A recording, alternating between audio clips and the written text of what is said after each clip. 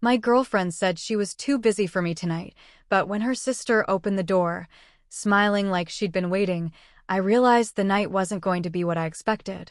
I don't know why, but I always believed that when you really want to see someone, you'll find a way. That's what I tell myself every time I stare at my phone, waiting for her message. Tonight was supposed to be ours. We'd been talking all week about plans, about finally having some time that wasn't rushed, wasn't squeezed between work or errands. I thought she wanted it as much as I did. But then, just a few minutes before I left to meet her, the text came. I'm sorry. I'm busy tonight. Maybe another time. That word, busy. It looked so simple on the screen, but it carried more weight than she probably realized. My thumb hovered over the keyboard, wanting to type something back. To ask, busy with what? Busy with who? But I stopped myself. I didn't want to sound needy or worse, like I didn't trust her. So I just stared at the message until the light from the screen started to dim, and I realized I hadn't moved in minutes. The room around me felt quieter than usual. The clock ticked louder. Even the hum of the refrigerator sounded sharper. It's strange how disappointment can magnify the silence, like the whole world leans in just to remind you you're alone. I sat on the edge of the bed, shoes still on, jacket already zipped. I had been ready to leave, ready to see her. And now I was left with nothing but a hollow evening stretching in front of me. I thought about calling her, just to hear her voice, maybe catch some warmth that wasn't in the message.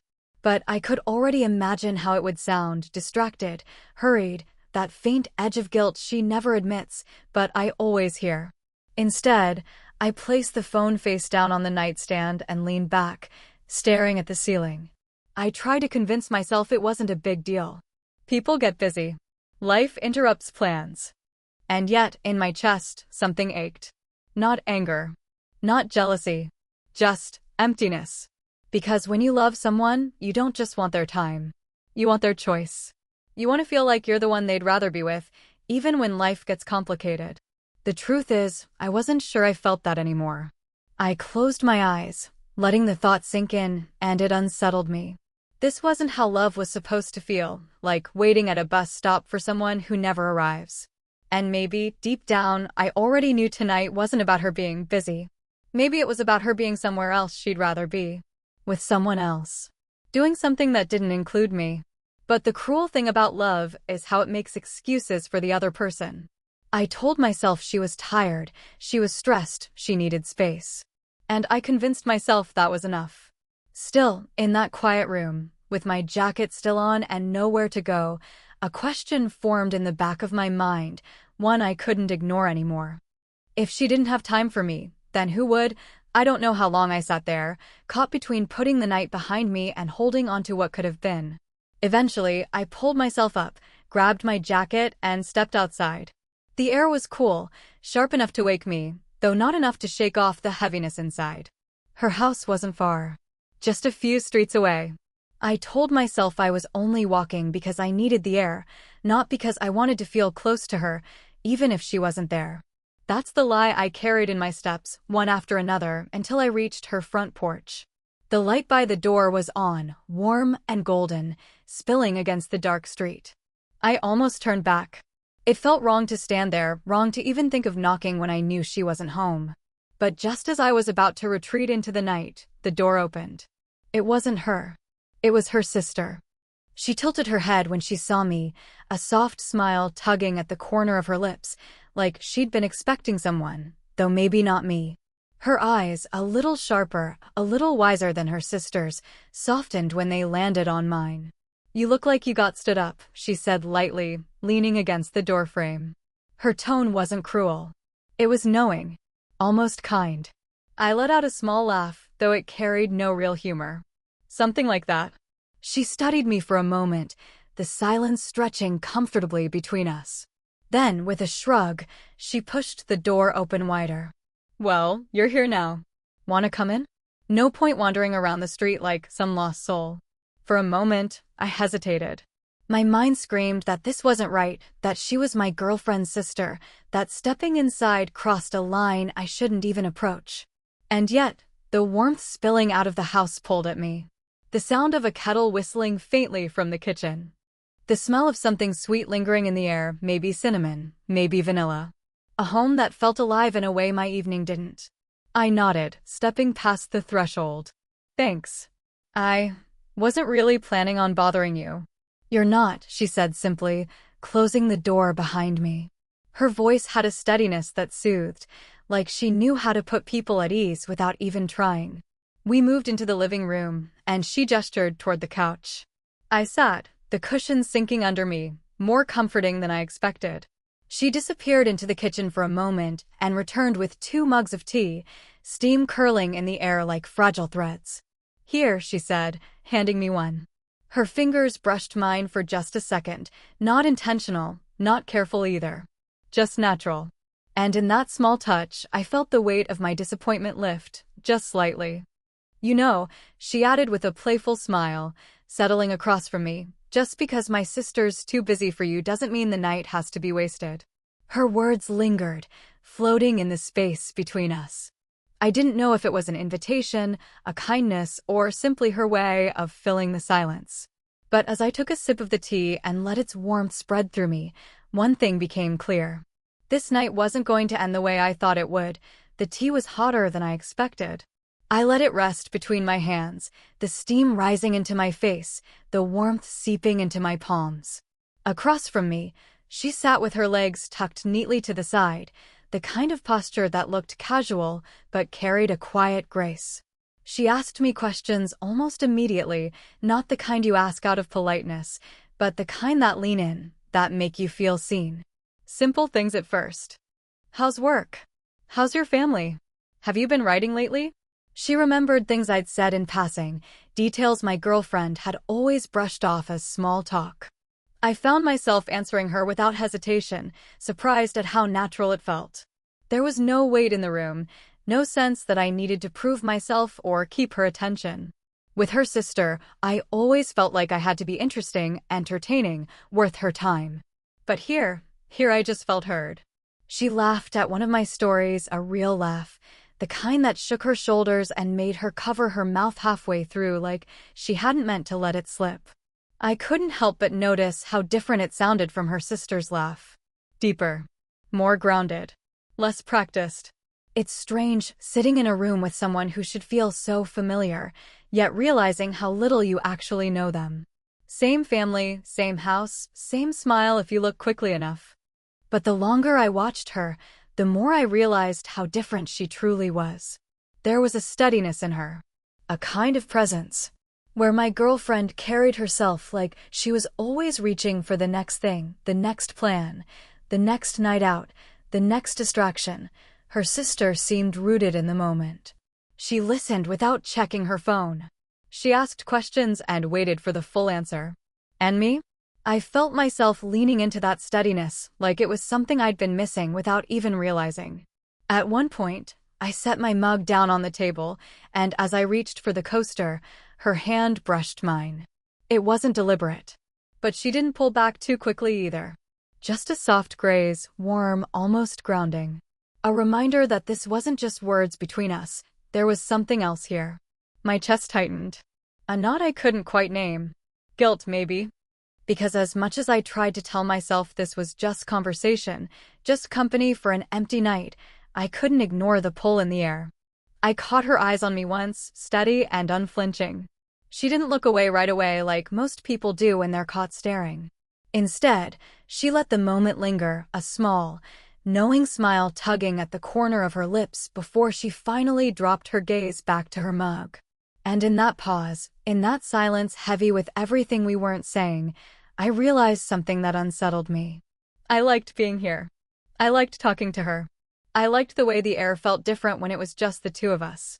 And no matter how much I told myself it was innocent, I couldn't ignore the truth pressing harder with every passing minute.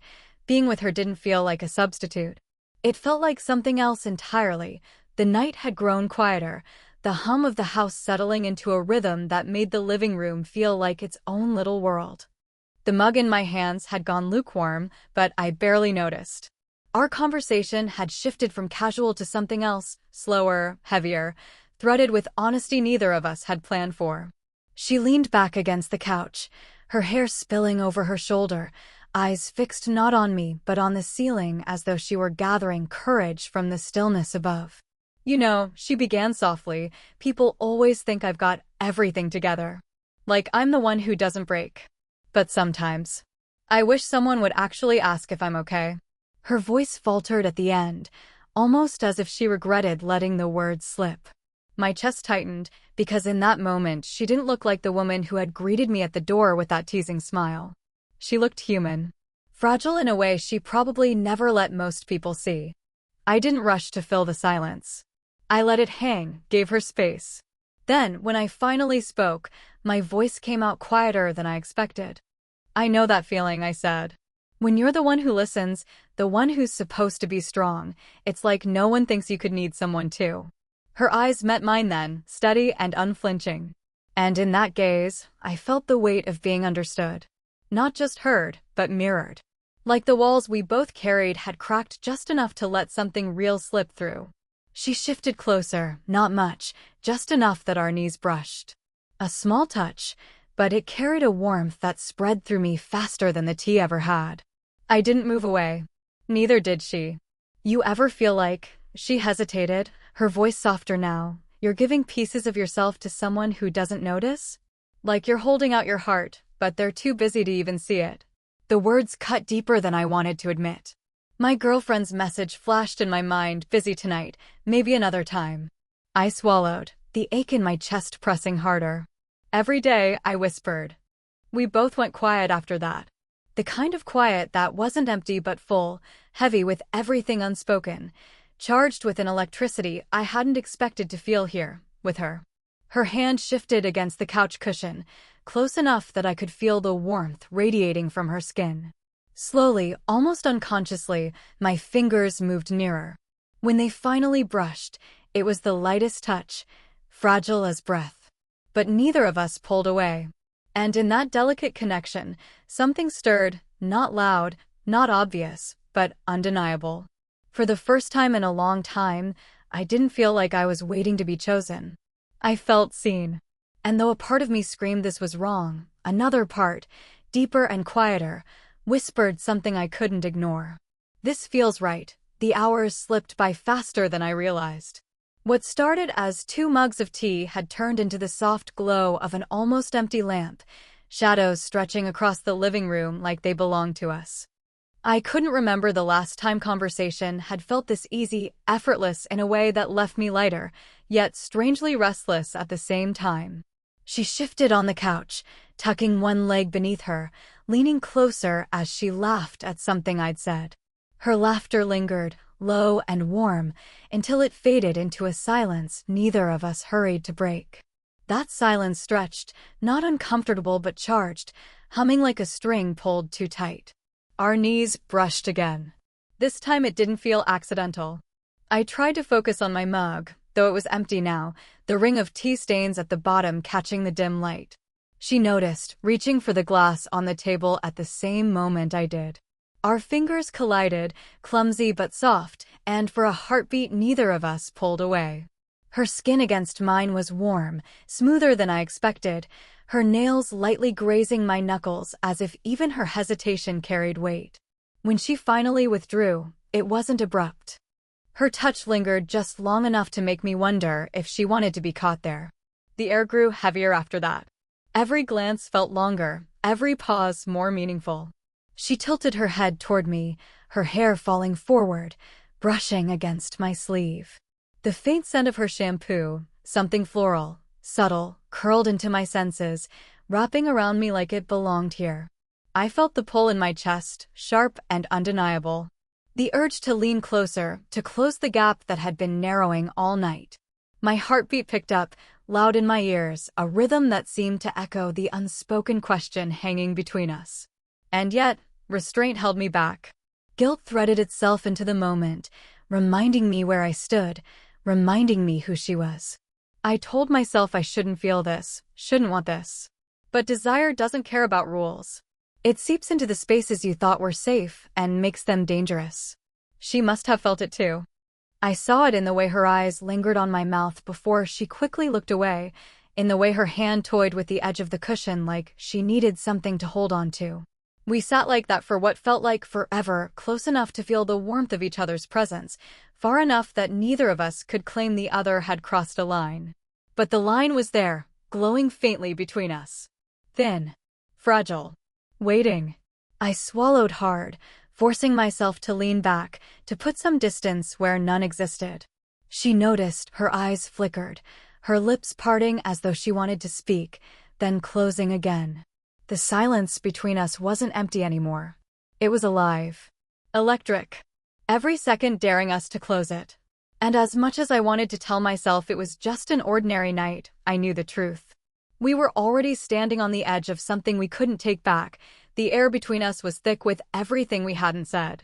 My heart beat faster than I wanted to admit, and the silence stretched until it felt like even the walls were holding their breath. I could almost imagine leaning in, closing that fragile space, letting the night tip into something neither of us could undo. And then a sharp buzz cut through the room. My phone, face down on the table, lit up with her name. My girlfriend's name. The sound cracked through the moment like glass shattering. The light pulsed against the wooden surface, each vibration echoing louder than the last. My throat went dry. I didn't move to answer. Her sister's gaze dropped to the phone, then lifted back to me. I couldn't read her expression at first. There was something in her eyes, a flicker of softness chased quickly by restraint. "You should get that," she said quietly. Her voice didn't carry judgment, but it was steadier than I felt. She leaned back just enough to reclaim her space, her hands folding in her lap as if to remind herself where the boundaries were. I let the phone buzz once more before I reached for it, but by the time I had it in my hand, the call had ended. A new message blinked onto the screen. "Sorry again about tonight. Promise I'll make it up to you." My chest tightened. I wanted to feel relief, some kind of reassurance that she hadn't forgotten me. But all I felt was emptiness, a hollow promise dressed up as comfort. I set the phone back down, screen dark again, and pressed my palms together like I could ground myself that way. "She says she's sorry," I muttered, though the words felt meaningless. Her sister watched me carefully. There was no smugness, no satisfaction, just an understanding that cut deeper than anything else could have. "You deserve more than sorry," she said softly. The weight of her words pressed into me, heavier than the buzzing phone, heavier than the silence that followed. For a moment, I hated how much I wanted to believe her, hated how right it sounded coming from her lips. I met her eyes then, and what I saw wasn't temptation. It was truth. Honest, steady truth that I hadn't felt in months. But truth doesn't always make things easier. It makes them harder. It makes you see the cracks you've been ignoring. I dragged in a slow breath, my hands tightening against each other. "This isn't fair," I said, my voice low. "To you, to her, to me. None of it feels fair." She gave a small nod, her expression softening. "Life rarely is." Her words weren't bitter. They were just real. And in that realness, I felt the fragile thing between us shift. The warmth was still there, but so was the wall. Invisible, but solid. Neither of us moved closer again. We didn't have to. The moment had already spoken louder than anything we could say. And as the night pressed on, one truth echoed inside me louder than the rest. Something had changed. And nothing, not even pretending otherwise, could take it back. The clock on the wall ticked softly, its rhythm steady and unbothered, as though time itself had no interest in the storm quietly unraveling inside me. We sat there in silence, her on one side of the couch, me on the other, the distance between us feeling both too small and impossibly wide. Her sister's message still lingered on my phone, a hollow apology, another promise to make it up to me. I wanted to hold on to it, to believe it meant something. But here, in this living room, across from someone who had given me more honesty in a single evening than my girlfriend had in weeks, the words felt empty. She shifted slightly, turning her body toward me. Her eyes caught mine, soft but steady, as though she was weighing whether to speak. When she finally did, her voice was quiet, a whisper meant only for me. "You know this can't happen," she said. The words cut, not because I didn't already know them, but because part of me had hoped she wouldn't say them out loud. Hearing them gave them weight, made them real. I nodded, swallowing hard. "I know." Her gaze softened even more, and for a moment, I saw the vulnerability she'd let slip earlier in the night. The cracks in her armor, the quiet ache she carried beneath her strength. And it struck me again how easy it had been to open up to her, how natural it had felt to let her in. She leaned forward slightly, her hand resting on the couch between us. Not touching me, not quite. Just close enough that I could feel the warmth radiating from her skin. "You deserve someone who sees you," she whispered. "Not someone who makes you wait, wondering if you matter." My chest tightened. Because deep down, I already knew she was right. I let my hand shift closer, just enough that my fingers brushed against hers. It wasn't a bold gesture. It wasn't a claim. It was a thank you for seeing me, for saying what I hadn't had the courage to admit to myself. Her hand lingered against mine for a moment, then slowly pulled away. Not coldly, gently, as if she was returning something fragile to where it belonged. The silence that followed wasn't heavy this time. It was tender, final, in its own way. She gave me a small smile, then faint, bittersweet, but real. "Take care of yourself," she said softly, rising from the couch. I nodded, my throat too tight for words. When I finally stood to leave, she walked me to the door. The night air hit my face as she opened it, cool and grounding. I turned back once, and she was there, framed by the warm light of the house. She didn't say anything else, and neither did I. We didn't need to. The door closed gently behind me, but the weight of the evening stayed. As I walked down the quiet street, I realized something I hadn't been able to see before tonight. Sometimes love isn't about choosing who you can't be without. It's about realizing who finally made you feel seen. And though nothing had happened, though no lines had been crossed, I knew the truth. I would never forget the night her sister reminded me what it felt like to matter. 23.